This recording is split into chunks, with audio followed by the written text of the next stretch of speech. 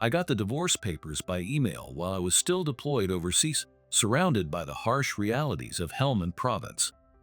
13 years of marriage evaporated not with a bang, but with the sterile click of an email attachment. My name is Marcus, 44 years old, a master sergeant with MARSOC. I was 4 months into this rotation in Helmand when Olivia decided she wasn't waiting anymore. The connection flickered, the satellite link struggling against the dust and distance, but the message came through clearly enough on my tablet. Helicopters roared overhead, a constant reminder of where I was, a world away from the life I thought I had. The subject line read, "Regarding our future." Simple, almost clinical, like discussing a business arrangement. The email itself wasn't long, just a few terse sentences outlining her decision. Attached was a document, drafted by her, detailing her proposal for the division of our assets. A proposal heavily skewed in her favor, naturally. It mentioned selling the house in Oceanside, our house, built on years of shared life and my VA home loan. It outlined how the majority of our savings, funds painstakingly built over deployments and years of service, would go to her. I read it through twice, the words blurring slightly against the screen's harsh light. My heart hammered against my ribs, a frantic bird trapped in a cage of disbelief and rising anger. But years in the Corps, especially in MARSOC, train you to compartmentalize, to function even when the ground beneath you shifts. I closed the tablet, the faint click echoing the finality of her message. I walked numbly to the communal showers, the lukewarm water doing little to wash away the cold knot tightening in my gut. I pulled on my gear for the next patrol, the familiar weight of strange comfort in the sudden chaos of my personal life. I said nothing to the guys around me, their easy camaraderie a stark contrast to the betrayal burning inside me.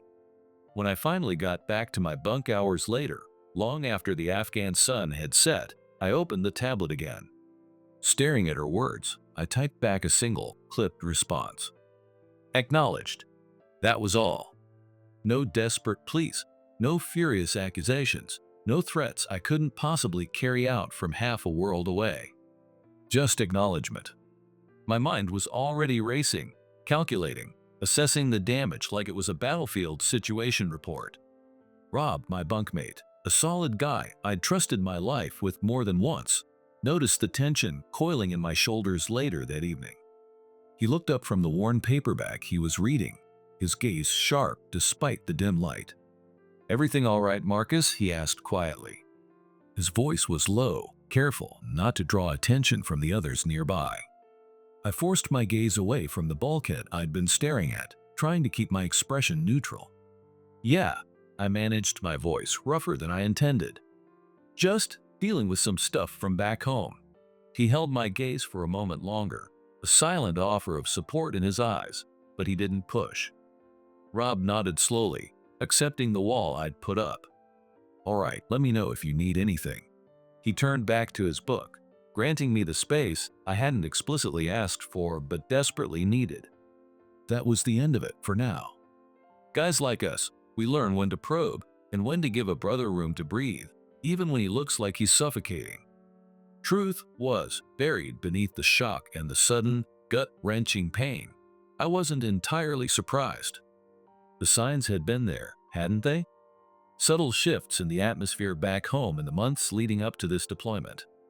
Olivia had stopped asking about the details of my training, her eyes glazing over when I spoke about work. She'd started working late more often at the clinic, the upscale aesthetics place where she handled the front desk after dropping out of Palomar College years ago. Long hours, she claimed, clients scheduling conflicts, staff meetings.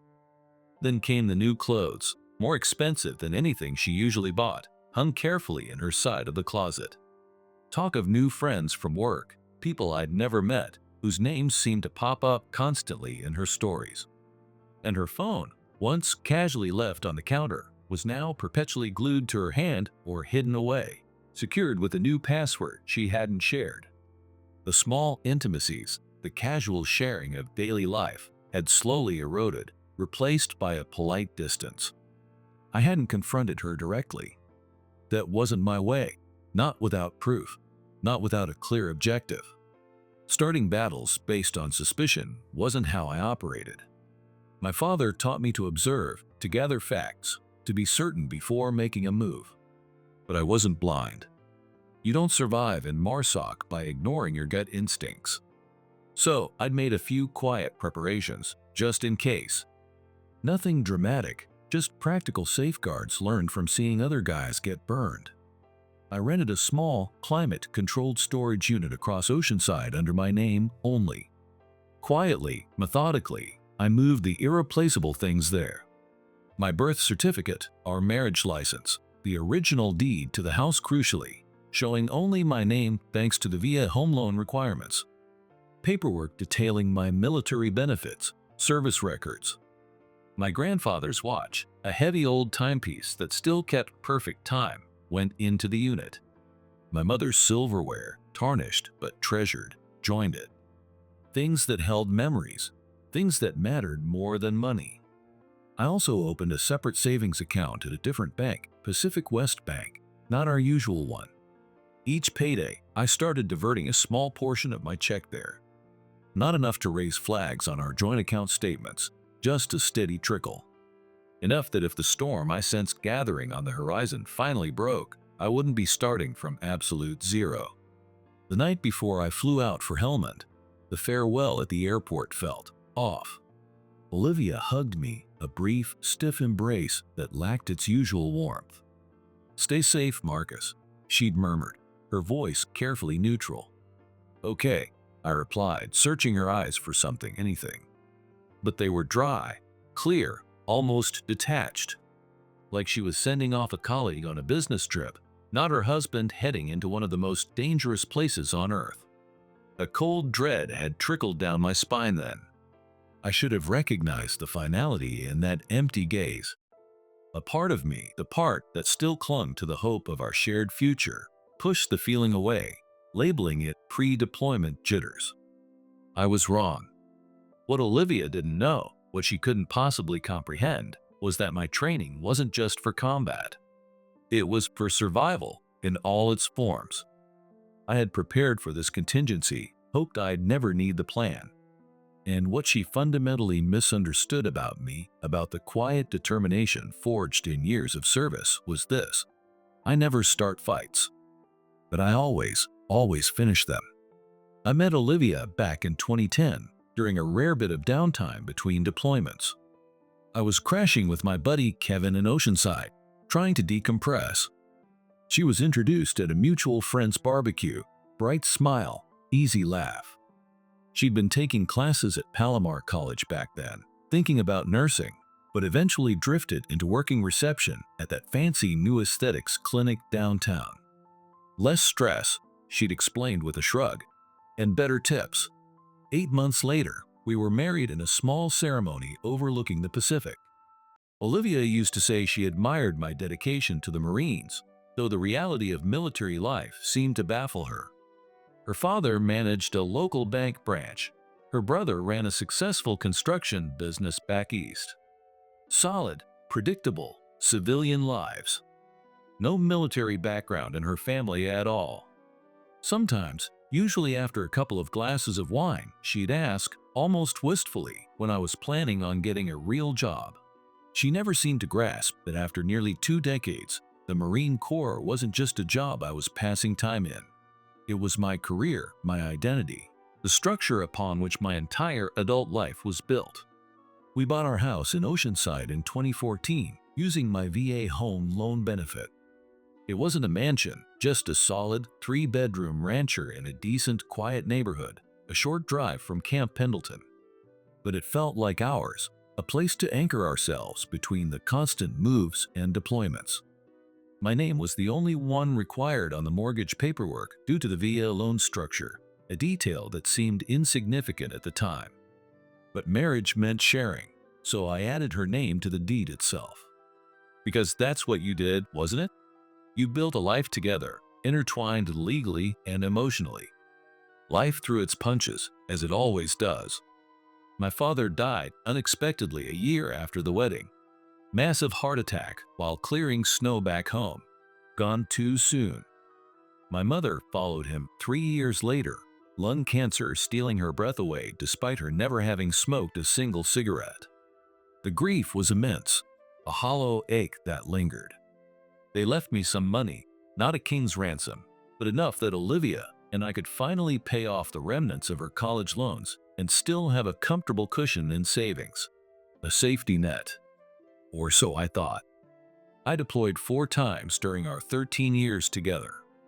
Twice to Iraq in the early years, then twice more to the relentless grind of Afghanistan. Each homecoming felt subtly different. Each time I returned, Olivia seemed a little further away, her smiles a little tighter, her patience a little thinner. It was like watching someone slowly realize they were wearing clothes that no longer fit, fidgeting uncomfortably in a role she felt she had outgrown. I never pictured myself as a military wife, Marcus, she confessed one night, the words tumbling out after I tentatively mentioned the possibility of extending my contract another 4 years.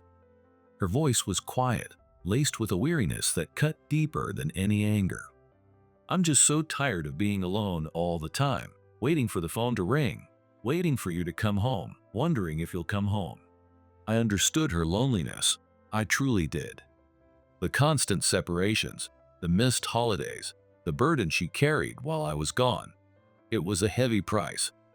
But the core, Marsoc, it was the only world where I felt completely competent, completely myself.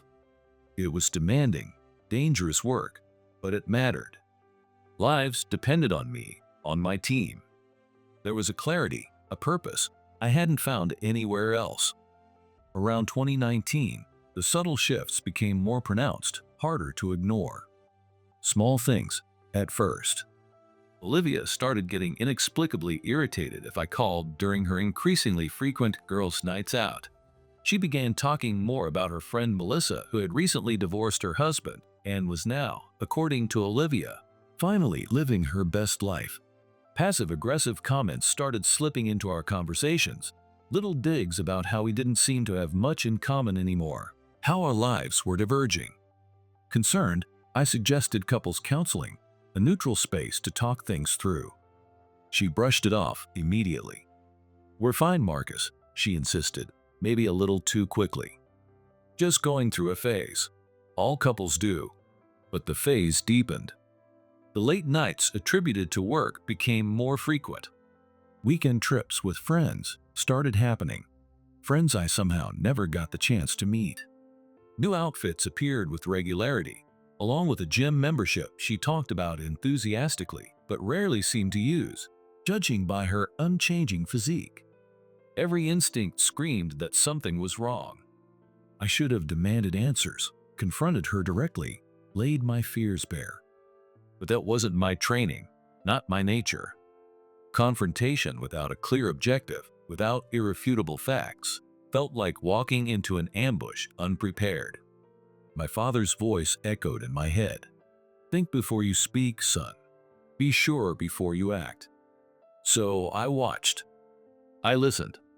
And quietly, methodically, I prepared. Because my gut, honed by years of navigating uncertain terrain, was screaming that an IED was buried just beneath the surface of our carefully constructed life. And in my line of work, you learn to trust your gut above all else. It keeps you alive. 2 weeks after that gut-wrenching email arrived, the reality of the situation detonated. I was sitting in the noisy mess hall on base, trying to choke down some powdered eggs, when my satellite phone buzzed with a notification alert from our joint Pacific West Bank app. Another large withdrawal notification popped up on the cracked screen. $8,500. Almost the last of what should have been in there. My fork clattered onto the metal tray. My hands felt cold despite the oppressive helmet heat. With trembling fingers, I opened the banking app fully. The joint checking account balance stared back at me. $212.37. A sickeningly small number. Our savings account, the one holding the $47,000 cushion we'd carefully built, bolstered significantly by the inheritance from my parents, was gone. Wiped clean. Transferred out completely, dispersed to account numbers I didn't recognize. My breath hitched. $47,000. Vanished. Sullivan, one of the guys from my fire team, sitting across from me, glanced over, catching the look on my face. He nudged my boot under the table. "Bad news, Marcus?" he asked, his usual jovial tone muted with concern. I quickly locked the phone screen, shoving the device back into my pocket as if it were radioactive. I forced a tight smile that felt like cracking plaster. "Nah," I lied, the word tasting like ash. "Just some account BS, automated transfer I forgot about." He didn't look convinced, but he let it drop. That night, sleep was impossible. The numbers burned behind my eyelids. $212.37. I waited until the phone center queue died down and used one of the secure lines to call Pacific West Bank's International Assistance number. The connection crackled, but the customer service rep on the other end confirmed my worst fears. Olivia had been systematically draining the accounts for weeks, starting almost the day after I deployed. Small transfers at first, likely testing the waters. Then larger and larger amounts, culminating in the massive withdrawals that had emptied everything. She hadn't just left. She had meticulously plundered our shared finances before delivering the final blow via email. I hung up the phone slowly, the receiver heavy in my hand.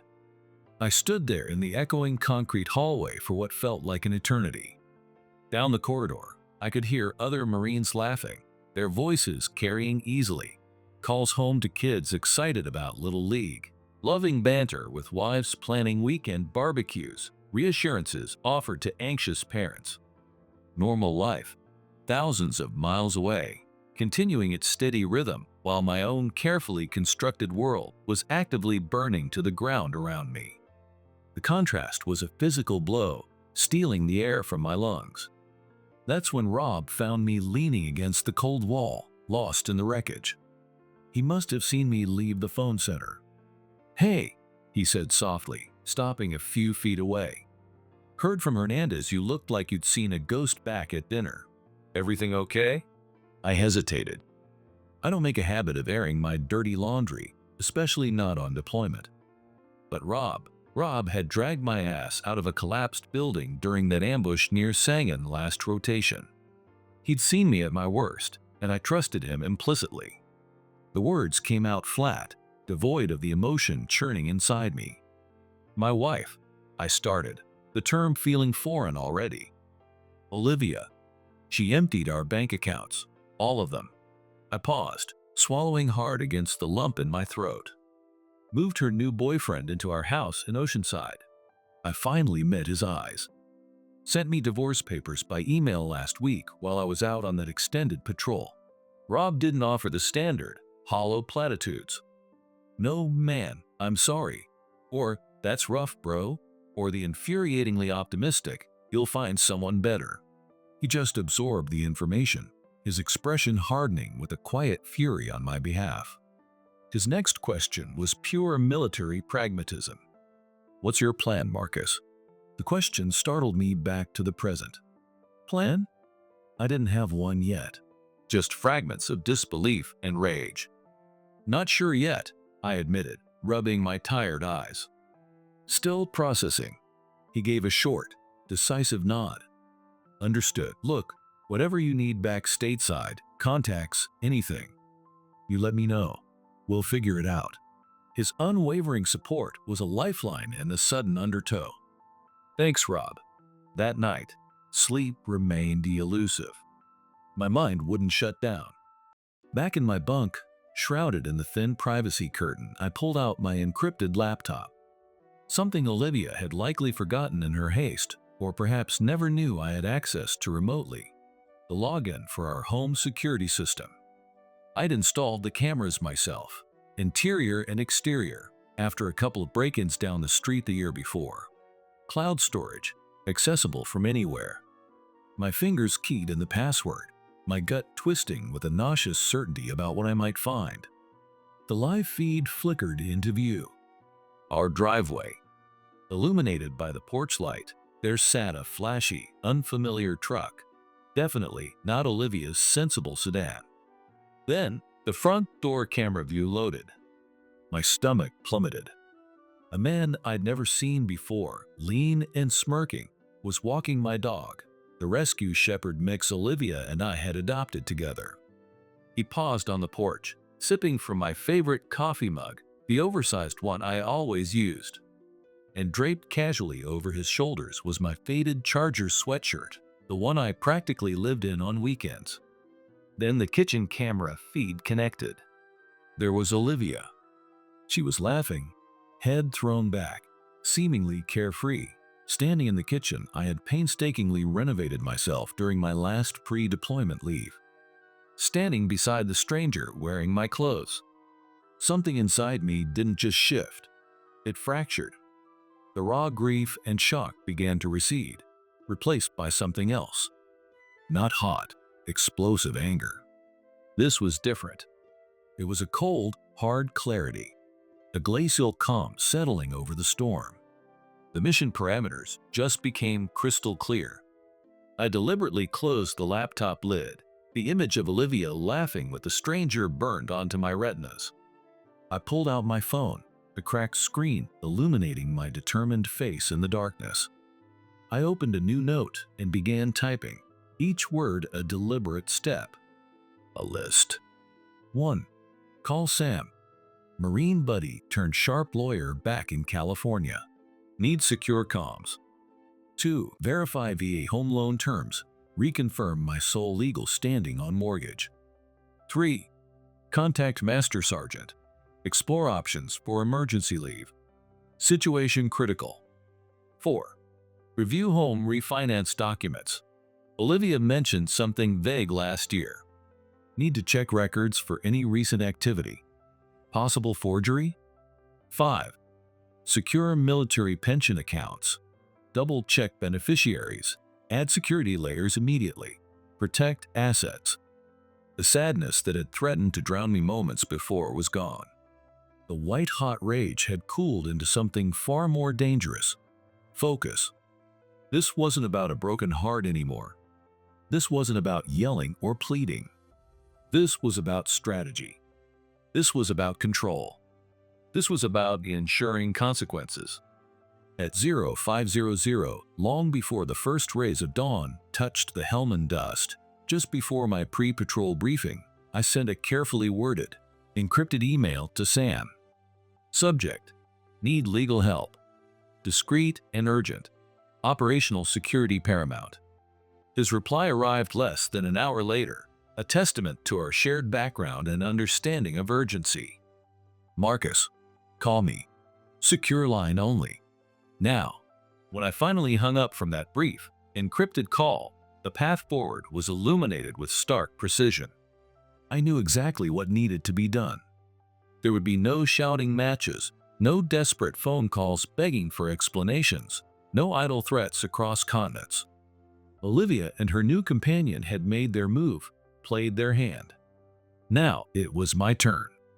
I just needed to wait, to watch, to gather intelligence, and to let their own actions, their greed and arrogance, spring the trap I was now carefully setting. 2 months later, the C-17 transport touched down on American soil, the familiar California sunshine feeling alien after the harsh light of Afghanistan. I hadn't breathed a word to Olivia about my return. No calls forewarning my arrival, no texts hinting at my presence stateside. Instead, I checked into a nondescript motel near downtown Oceanside using a temporary burner phone and a credit card under a different name. Old habits from clandestine operations die hard. My first call was to Sam. We agreed to meet at a scruffy diner tucked away on a highway about 10 miles outside the city limits, far from prying eyes or accidental encounters.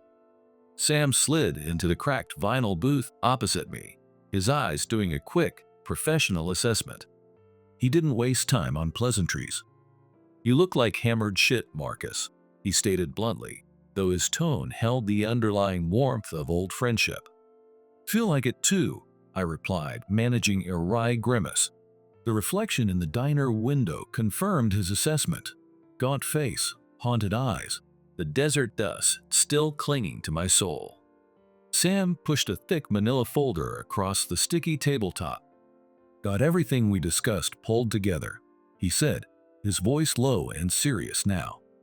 "The house deed, clean title search, confirming only your name via the VA home loan initial mortgage docs.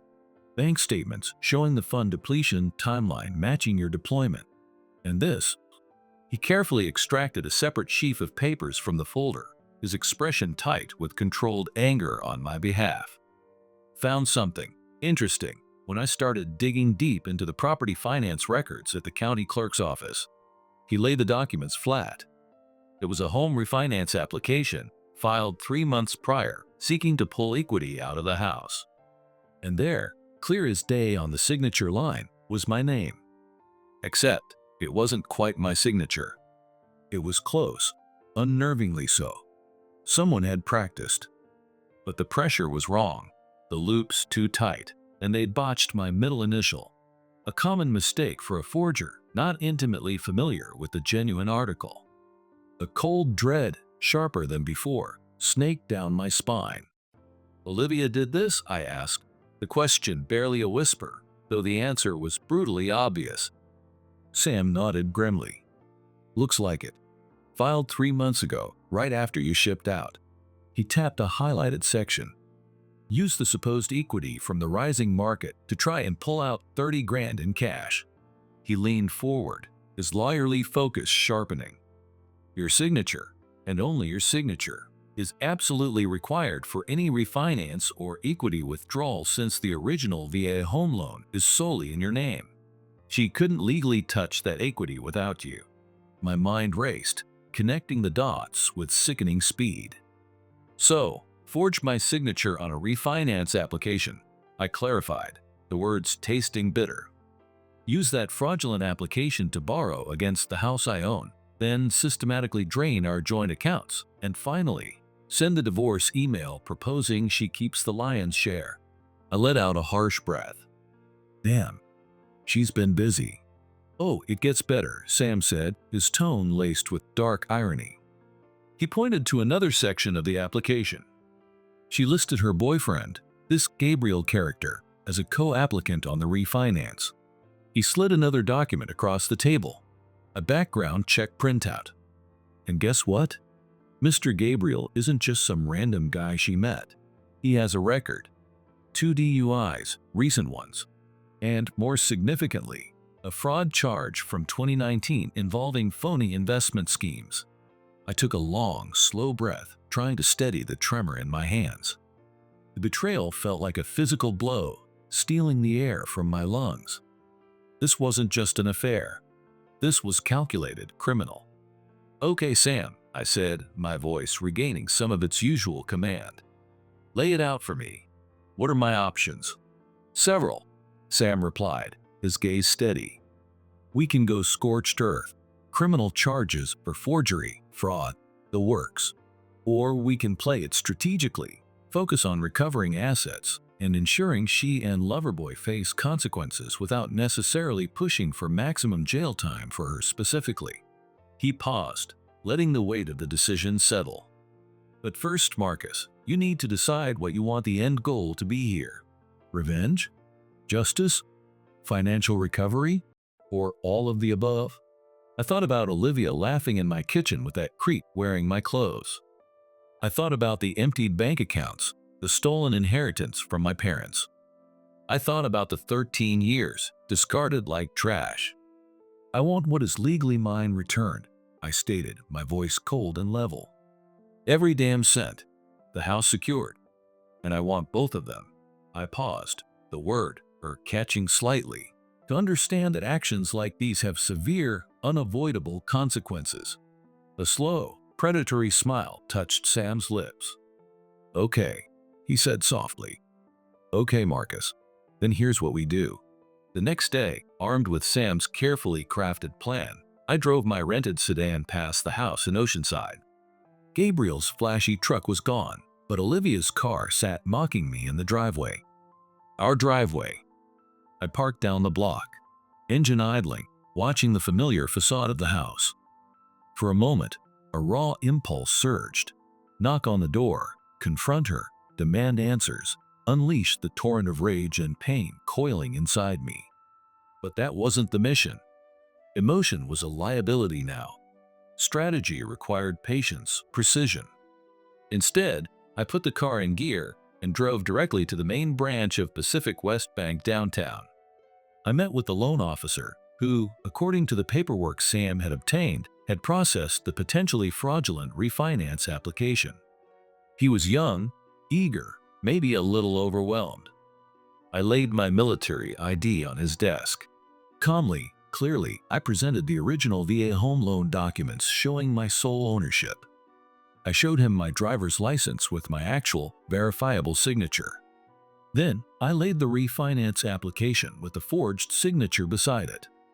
I watched the color drain from his face as he compared the two, the discrepancies suddenly glaringly obvious under scrutiny. His professional composure crumbled. "Oh my God," he stammered, eyes wide. This requires immediate escalation. I need to report this to our fraud department right away." "I understand," I said, my voice steady, betraying none of the turmoil inside.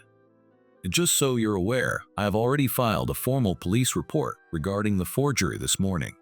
That night, back in the sterile anonymity of the motel room, my burner phone buzzed. A text message from Olivia. "Marcus, who have you been talking to at Pacific West? Gabriel said someone was asking a lot of questions today." Her attempt at nonchalance was palpable, but the underlying panic bled through. I stared at the message, a cold satisfaction flickering within the anger. I didn't respond, let her stew in uncertainty. The following morning, I was at the county clerk's office when it opened. Following Sam's precise instructions, I filed official paperwork contesting the validity of the refinance application based on documented signature forgery. Crucially, I also registered a formal lis pendens, a legal notice attached to the property title, alerting any potential buyers or lenders that the property's ownership was currently under dispute due to fraud. This effectively froze any attempt to sell or further encumber the house without my direct, verified involvement. 2 days later, Olivia called my burner phone. I ignored it, letting it go straight to voicemail. Her message, when I listened to it later, was tight with barely suppressed panic. "Marcus, we need to talk. The bank just called me, something about the refinance being flagged? What the hell are you doing? If this is some kind of petty revenge over the divorce, we can discuss the settlement terms like adults. Please call me." Like adults, the same dismissive phrase from her initial email. The irony was thick enough to choke on. I still didn't respond. Silence was now my most effective weapon. Sam called that afternoon, his voice buzzing with energy. "Good news, Marcus. Pacific West officially froze all funds related to that fraudulent refinance attempt. We're launching a full internal investigation." He paused for effect. "And there's more.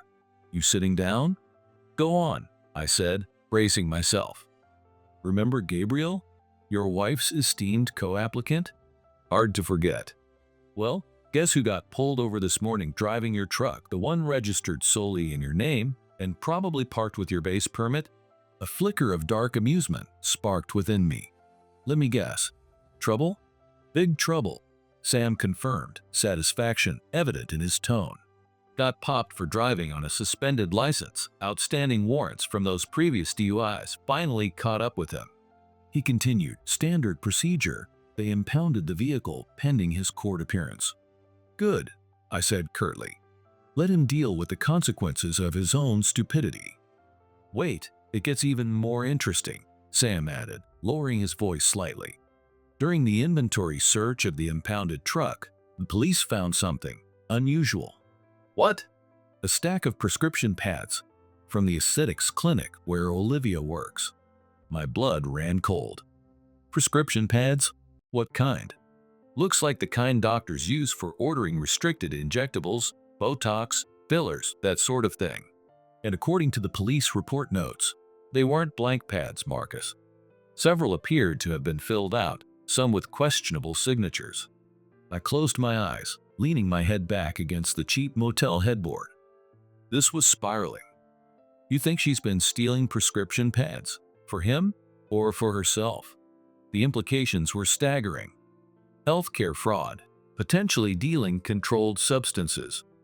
Looks that way, or at least strongly suggests it, Sam said grimly. The Oceanside PD fraud unit is actively investigating that angle now.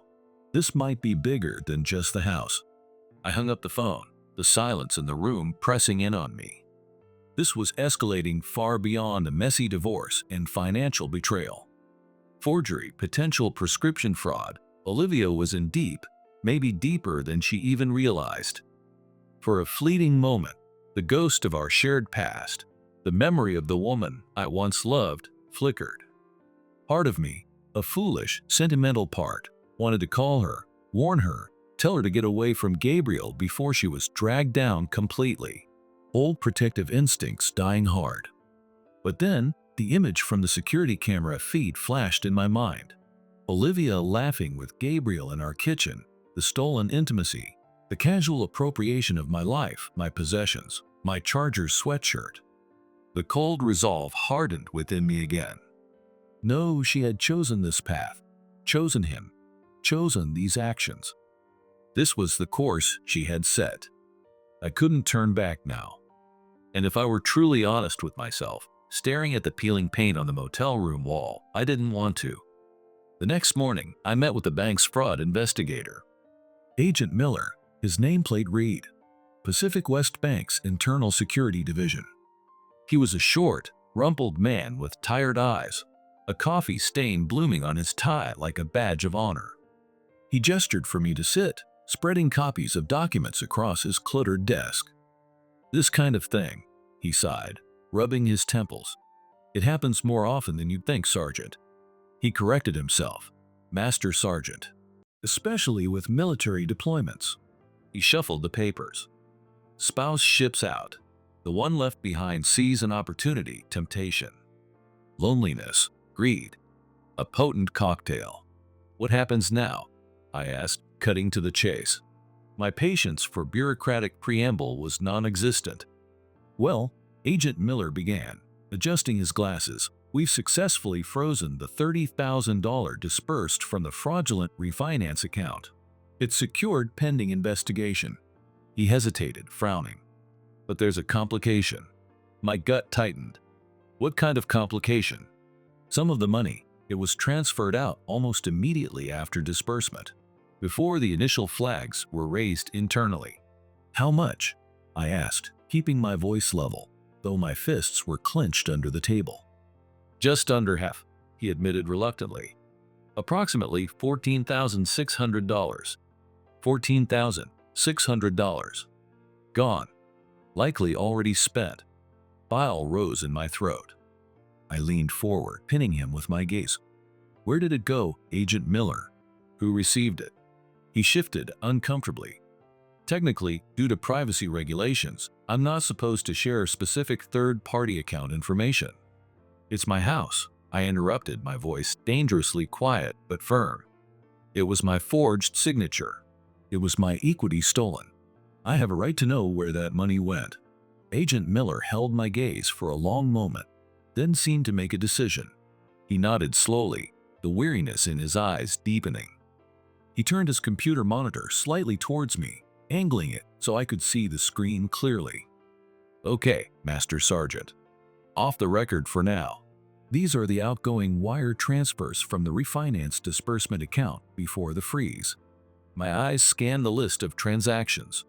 Multiple transfers, all made within hours of the money hitting the account. Not to Gabriel, as I might have expected. The recipient name listed was someone else entirely. Daniel Spencer. Victor Rossi. That name wasn't familiar at all. Who is Victor Rossi? I demanded, pointing at the screen. Agent Miller shrugged, turning the monitor back. Honestly, not my department to track that down. That's outside the bank's direct purview once the funds leave our system. He tapped the printout. But if I were you, I'd have your lawyer subpoena these specific transaction records immediately. Find out who this Rossi character is. The moment I stepped outside the bank's air-conditioned lobby into the bright California sun, I was on the phone with Sam. Victor Rossi, I said, skipping the pleasantries. Does that name mean anything to you? He received nearly 15 grand from Olivia's fraudulent refinance payout. Victor Rossi, Sam repeated slowly, the sound of keyboard clacking faintly in the background.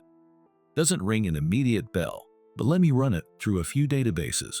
Property records, business licenses. Give me an hour.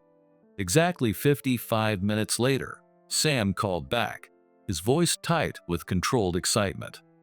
Got him, Marcus. Victor Rossi, licensed real estate broker. He paused for dramatic effect. Specializes in quick cash sales and off-market deals, often working with clients looking to flip properties fast. The pieces clicked into place with sickening clarity. She wasn't just taking the equity, I said, the realization hitting me like a physical blow, forcing me to sit down hard on a nearby bus stop bench. She was planning to sell the house out from under me while I was deployed. Rossi was the broker. It certainly looks that way, Sam agreed grimly. The deposits to Rossi were likely earnest money or a retainer to get the ball rolling on a pocket listing, maybe even line up a cash buyer before it ever officially hit the market. He took a breath. But here's where it connects, Marcus. This is the kicker. Guess who Victor Rossi has done business with before? Repeatedly? I didn't need him to tell me. Gabriel, I stated flatly. Bingo, Sam confirmed. Victor Rossi is Gabriel Ryan's go-to real estate guy. I pulled property records. They've closed 3 deals together in the past 2 years, all involving properties sold quickly, under market value, often involving distressed sellers or, wait for it, families where one spouse was recently deployed. I sat there on the bench, the traffic noise fading into a dull roar in my ears, trying to process the sheer scale of the deception. So this wasn't just Olivia falling for some charismatic con man and making a monumentally stupid, desperate decision. This was, what? A coordinated operation. A predatory scheme targeting military families. It's possible, Sam said carefully, sensing the direction of my thoughts.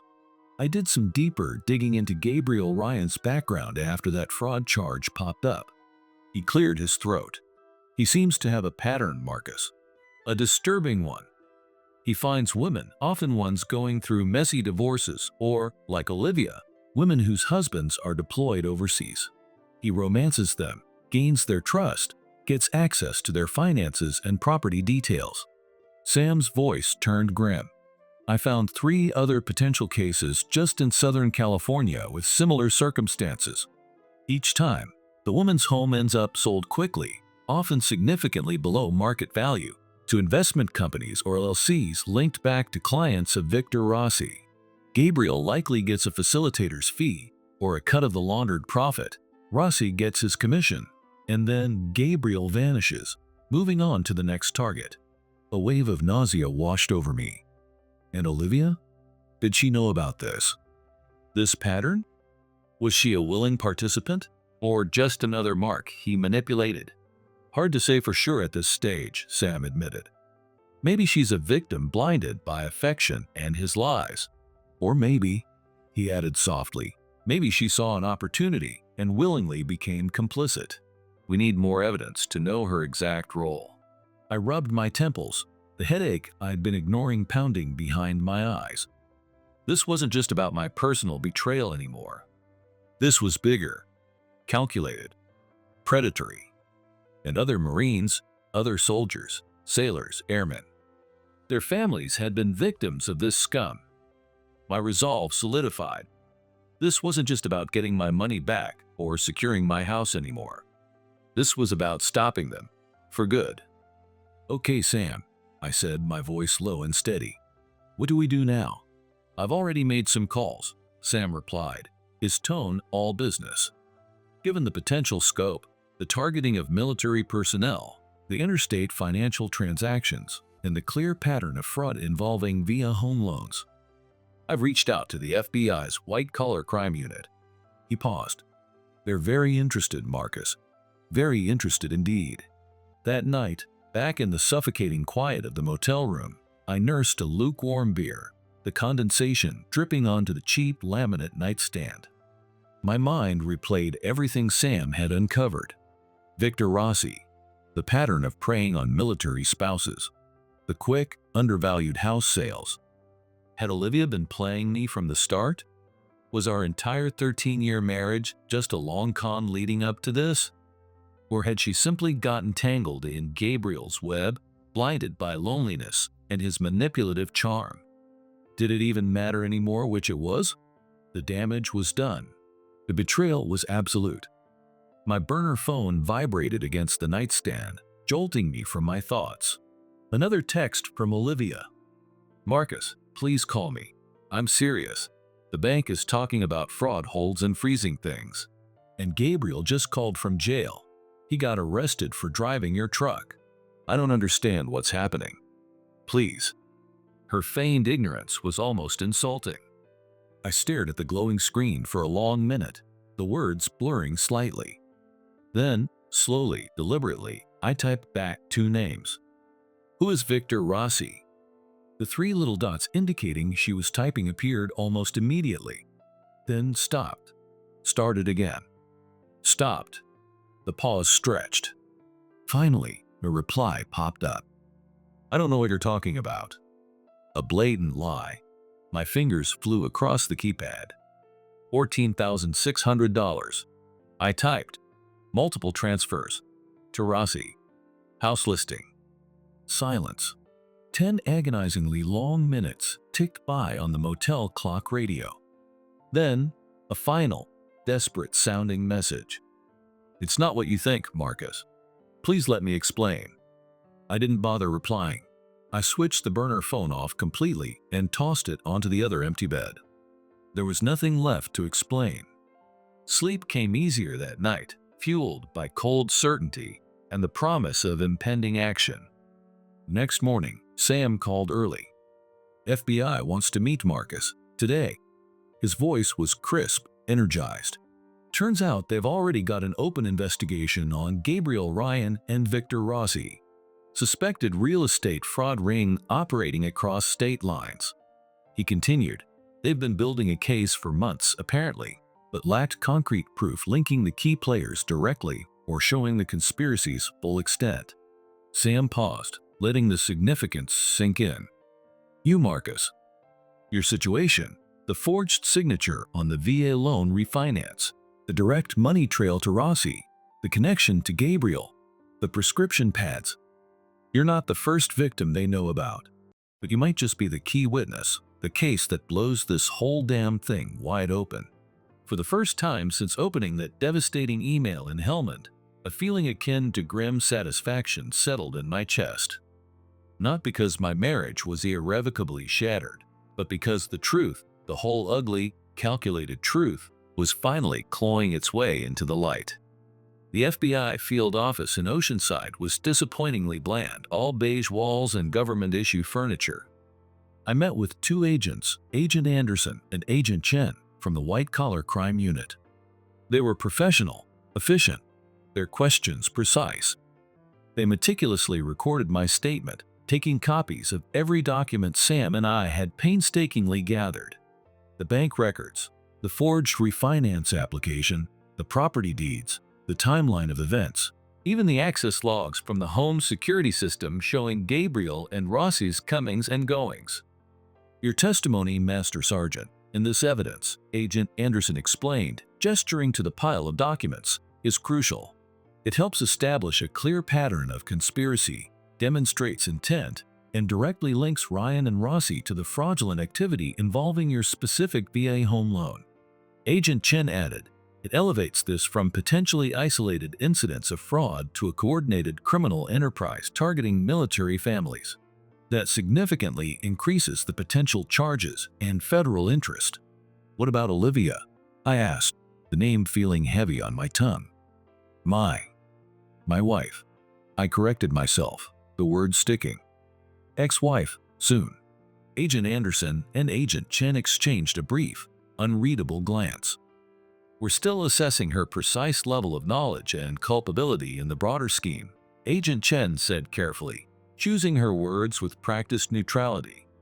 "Did she ever express significant financial distress to you?"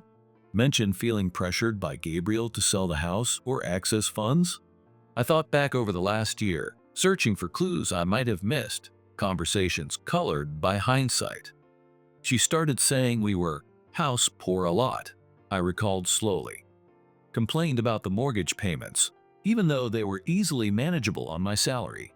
Suggested we should downsize, sell the place and rent. I shook my head. I didn't see the logic. We had savings. The house was appreciating. It didn't make financial sense. But she kept bringing it up. Agent Anderson made a note. And when did these comments start? About 6 months before I deployed this last time, I confirmed. Around the time, I added, the connection solidifying, that she must have met Gabriel. And the refinance attempt? Agent Chen probed gently. Did she ever discuss that specific plan with you? Suggest accessing equity? Never, I stated firmly. Not once. She knew the VL loan was solely in my name, knew my signature was required. She forged it while I was deployed, counting on me being too far away or too distracted to notice until it was too late. They asked more questions, meticulously documenting every detail, every timeline, every suspicion. When we finally finished hours later, Agent Anderson handed me her business card. We'll be in touch frequently, Master Sergeant Briggs, she said, her handshake firm. We appreciate your cooperation immensely. Agent Chen added a final instruction. In the meantime, please continue to have no direct contact with Olivia or Gabriel Ryan. Avoid any confrontation. Let us handle it from here. We need to build this case methodically to ensure a solid prosecution. I nodded, the familiar discipline of following orders kicking in. Understood, agents. Completely. That evening, needing some air, I found myself driving through my old neighborhood again, almost on autopilot. I parked down the street from the house, hidden in the deepening shadows. Gabriel's flashy truck was back in the driveway. He must have somehow made bail or gotten released pending the DUI and suspended license charges. Great. But Olivia's car was gone. Where was she? Just then, my burner phone, which I'd reluctantly turned back on per the FBI's request for contact, buzzed. A text message from Olivia. Marcus, we need to talk. In person. No more texts or calls. Meet me at Harborview Park tomorrow morning. 10 a.m., please. Harborview Park, the place we used to walk the dog. Another calculated tug at shared memories. I forwarded the text to Sam immediately. Over lukewarm coffee at the motel the next morning, I showed him the message. Don't go, Marcus, Sam advised instantly, shaking his head. It's a bad idea. Could be an attempt to manipulate you, gauge what you know, maybe even set you up somehow. Nothing good can come from talking to her directly right now, especially with the FBI involved. I know, I agreed, swirling the weak coffee in the styrofoam cup. I'm not meeting her. I paused, a new thought forming, cold and calculating. But I am interested in what she and Gabriel might be doing at the house today, while she thinks I'm waiting for her down at the park. Sam raised an eyebrow, a slow grin spreading across his face as he caught my drift. Reconnaissance. We drove towards my neighborhood, parking Sam's unremarkable sedan across the street and 2 houses down from my place, well before the appointed park meeting time. We settled in to wait, the engine off, watching. At exactly 9:45 a.m., the front door opened. Olivia emerged, looking stressed, glancing nervously up and down the street before getting into her car and driving off, presumably heading towards Harborview Park for our fictitious meeting. Okay, she's gone, Sam observed, adjusting his position in the passenger seat. Now what? Now, I said, my eyes fixed on the house. We wait for Act 2. We didn't have to wait long. 20 minutes later, a sleek, dark sedan with a discreet real estate company logo subtly displayed on the door pulled smoothly into my driveway. The driver got out, a man in an expensive suit, exuding an air of slick professionalism. Victor Rossi. He matched the description Sam had pulled. Almost immediately, the front door of my house opened again, and Gabriel swaggered out to greet him, clapping Rossi on the back like an old friend. They stood talking in the driveway for a few minutes, Gabriel gesturing expansively towards the house, Rossi nodding, occasionally pointing towards the roofline or windows. Then, together, they went inside. "Okay, they're both inside," Sam said, reaching for his phone. "Should we call Agent Anderson now? Or maybe do a drive-by?" I put a hand on his arm, shaking my head. "No need for either, Sam. Stay put." A grim smile touched my lips. "Remember those security cameras I told you about? Interior and exterior?" Sam's eyes widened slightly. "The ones that upload to cloud storage?" "The very same," I confirmed, pulling out my own phone. Olivia might have forgotten about them, or maybe Gabriel thought he was clever enough to disable the local recording. But they wouldn't know about the off-site cloud backup. Sam let out a low whistle. "Marcus, you sly dog. You didn't mention that little detail to the FBI yesterday, did you?" "It didn't seem relevant at the time," I said innocently, tapping the security app icon. "Now, it suddenly feels very relevant." I opened the app, selected the living room camera feed, and angled the phone screen so Sam could see it clearly.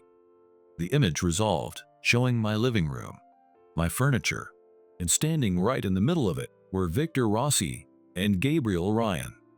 Rossi was holding a tablet, appearing to take notes or photos. Gabriel was gesturing animatedly, pointing out features of the house, the new flooring I had installed, the fireplace I'd refaced. I tapped the speaker icon on the app, turning up the volume. Their voices, slightly tinny but perfectly clear, filled the car. "Should be able to get it listed by the end of the week, easy," Rossi was saying confidently.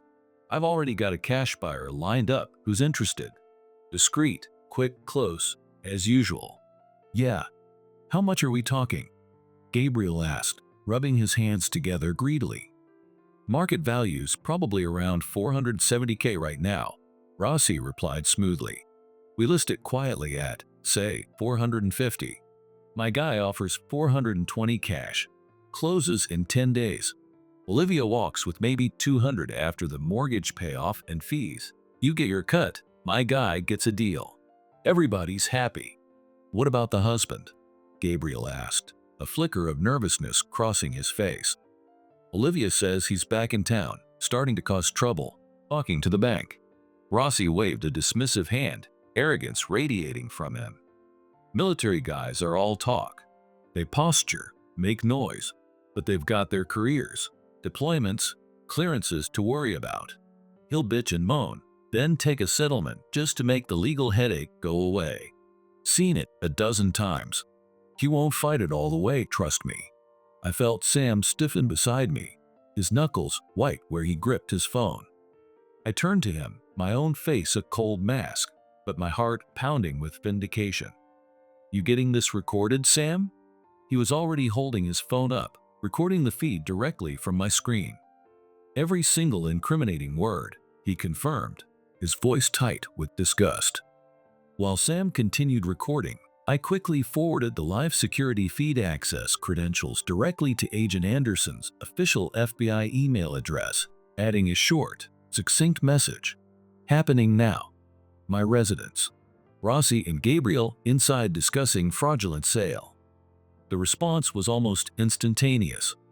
Less than 30 minutes later, unmarked sedans and official FBI vehicles swarmed the street, converging silently on my house from both directions. From our vantage point down the block, Sam and I watched, silent and grimly satisfied, as federal agents efficiently surrounded the property.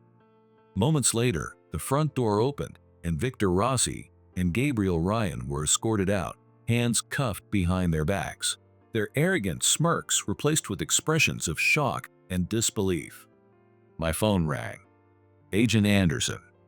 "Master Sergeant Briggs," she said, her voice crisp and professional, but with an undercurrent of triumph.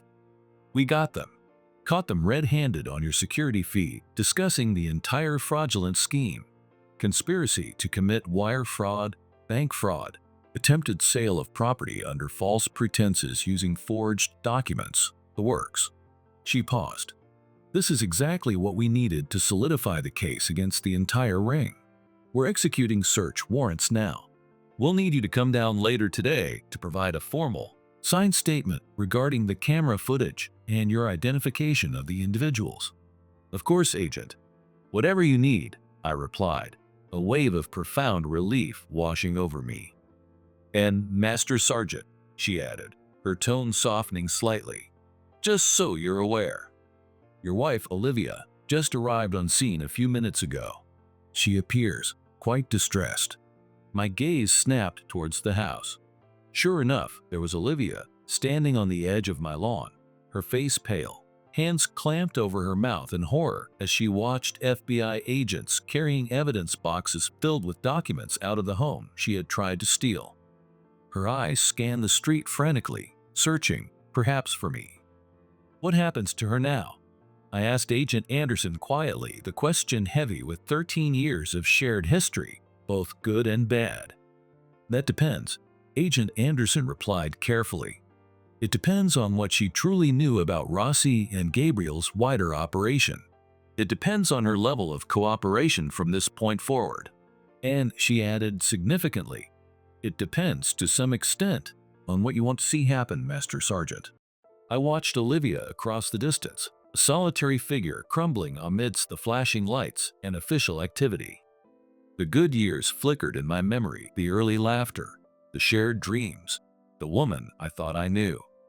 Then came the images of betrayal, the cold airport goodbye, the emptied accounts, the stranger in my house, the forged signature, the calculated lies.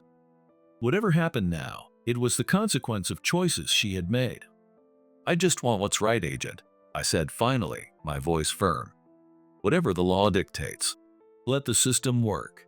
The federal case against Gabriel Ryan and Victor Rossi moved with surprising speed, thanks largely to the irrefutable evidence from the security camera footage and the financial trail I had helped uncover.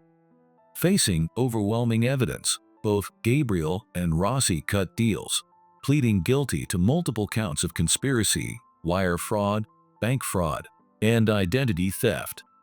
Their plea agreements involved implicating each other and several other conspirators across multiple states, revealing a predatory operation that had systematically targeted and defrauded military families for years. Olivia, faced with potential felony charges herself for forgery and her likely complicity, maintained tearfully that she knew nothing about the larger criminal enterprise. She claimed Gabriel had manipulated her, convinced her I was secretly hiding assets and planning to abandon her financially after the divorce. The refinance scheme, she insisted under oath, was entirely Gabriel's idea. She had been scared, confused, and foolishly went along with his plan out of desperation and misplaced trust.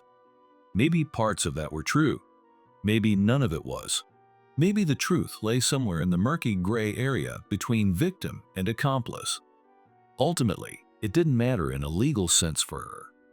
In exchange for her cooperation with the FBI investigation providing details about Gabriel's methods and a signed, sworn confession admitting to the signature forgery on the refinance documents, the U.S.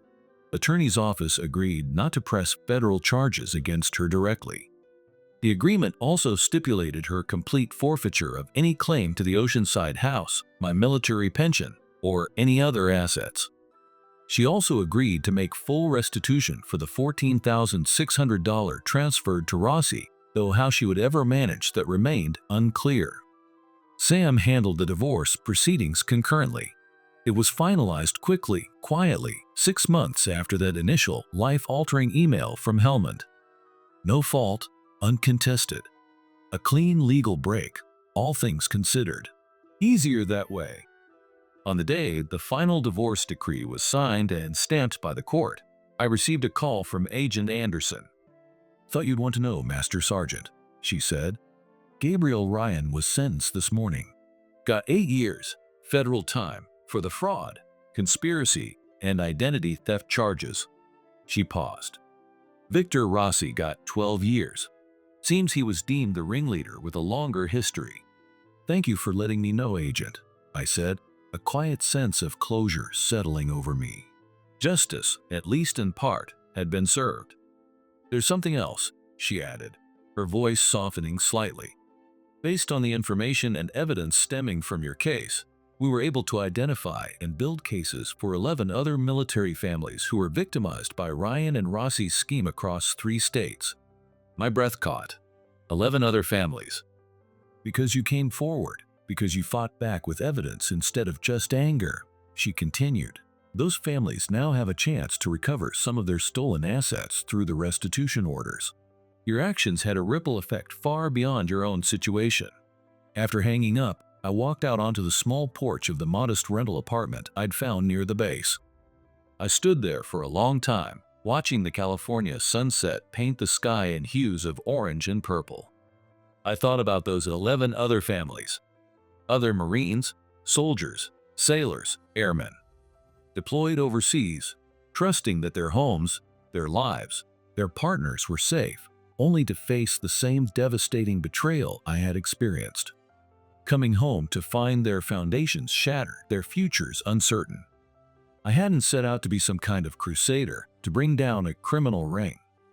I had simply reacted, adapted, and fought to reclaim what was rightfully mine, using the skills and discipline the military had ingrained in me. But sometimes, navigating the fallout of personal disaster leads you to unexpected shores. Sometimes, fighting your own battle helps shield others caught in the same storm. My burner phone, still occasionally used for lingering administrative calls, buzzed on the porch railing. A text from a number I didn't recognize, but somehow knew belonged to Olivia. I know you probably hate me, Marcus, but I never meant for everything to end this way. I read the words, feeling surprisingly little. Not anger, not pity, not even lingering sadness. Just a vast emptiness where 13 years of shared life used to be. I deleted the message without responding. There was truly nothing left to say between us. A year slid by. I sold the house in Oceanside as soon as the legal dust settled and the list pendants was lifted. Stepping inside felt wrong, tainted. Too many ghosts, too many fractured memories echoed in the empty rooms I had once called home. The betrayal had seeped into the very walls. I took the equity from the sale, a decent amount thanks to the booming California market, and bought a small, secluded cabin outside Bozeman, Montana. Just 2 bedrooms, but it came with 10 acres of wooded land backing onto a clear, rushing creek, miles from the nearest neighbor. The silence was profound. I put in my papers and took early retirement from the Marine Corps. 20 years of service. It felt like enough. I had given enough. Time for a different kind of life. I got a dog, not a shepherd this time, but a high-energy Belgian Malinois I named Max. His boundless enthusiasm was infectious. To keep busy, I started doing carpentry and woodworking, skills I'd honed over the years, fixing up base housing and our old place. I took on small projects for locals in the Bozeman area, custom furniture, deck repairs, minor renovations. Nothing fancy, just honest work that kept my hands occupied and my mind focused. It paid some bills, and my military pension covered the rest. Life was quiet, simple, healing. Occasionally, in the quiet evenings sitting by the fire pit with Max at my feet, I'd wonder what became of Olivia. Sam had heard through the legal grapevine that she'd moved back to her hometown in Oregon, living with her parents initially, eventually finding another receptionist job, this time at an actual dental office. Starting over, humbled and likely carrying a heavy burden of debt and regret. I found I didn't hate her anymore. Hate required energy I no longer possessed or cared to expend on her memory. Mostly, I just felt a profound sense of distance, like remembering a character from a book I'd read long ago. She had made her choices, catastrophic ones, and I had made mine, rebuilding my life on a foundation of quiet resilience. One crisp fall evening, a letter arrived with an Austin, Texas postmark. It was handwritten on simple stationery. It was from a woman whose husband was a Navy sailor deployed on a submarine when Gabriel and Rossi had targeted her with their scheme. The FBI, as part of the victim restitution process, had apparently shared my name and contact information with my prior consent as the individual whose case had been pivotal in bringing the perpetrators to justice. Master Sergeant Briggs, she wrote, her handwriting neat and clear. You don't know me, and I hope this letter isn't an intrusion. My name is Sarah, and my husband is currently deployed. She went on to explain how she had almost fallen victim to Gabriel's charm and Rossi's predatory real estate dealings, how close she had come to losing their home while her husband was serving underwater, unreachable. The FBI agents explained how your refusal to back down, your careful collection of evidence, and your testimony were instrumental in stopping these men and exposing their entire operation. She continued, because of you, my family didn't lose everything. Because you fought back when I know it must have been incredibly painful and difficult. Other families like mine were protected or given a chance to recover. The final lines resonated deeply. Thank you, Master Sergeant. Thank you for your service, both in uniform and for what you did for families like mine. Thank you for fighting back when it would have been so much easier, I imagine, to just walk away and try to forget. I read the letter twice, a complex mix of emotions swirling inside me, sadness for the pain inflicted, gratitude for her words, and a quiet affirmation that some good had indeed emerged from the wreckage of my own life. I carefully pinned the letter to the simple corkboard above the workbench in my garage. Some days, when the Montana silence felt too heavy, or the ghosts of the past whispered too loudly in the wind rustling through the pines, I'd look at that letter from a stranger in Austin. It served as a reminder that even in the aftermath of profound betrayal, strength could be found, that purpose could be forged in unexpected ways, that something good, something resilient, something true had ultimately prevailed. Last I heard, Gabriel Ryan and Victor Rossi were still serving their time in federal prison. The system, for once, seemed to have worked. Justice, slow and imperfect, had ground its way forward. As for me, I was still finding my way, navigating the quiet rhythms of my new life in Montana.